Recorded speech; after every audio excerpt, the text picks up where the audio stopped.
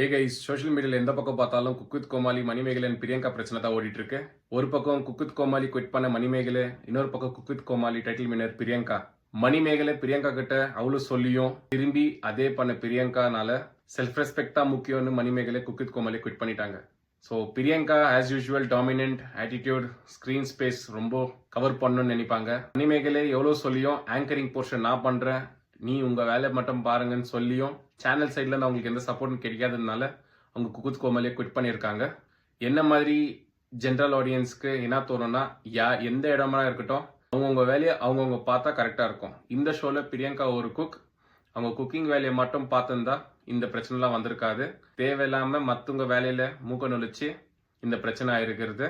நீங்கள் பிரியங்கா இப்படி இருக்கிறது தான் கரெக்டுன்னு நினச்சிங்கன்னா, இல்லை மணிமேகலை பண்ணுதான் கரெக்டுன்னு நினச்சிங்கன்னா கமெண்ட்ல சொல்லுங்க. இதே மாதிரி இன்ட்ரெஸ்டிங்கான டாக்ஸ்க்கு நம்ம சேனலை சப்ஸ்கிரைப் பண்ணுங்க. தேங்க்யூ.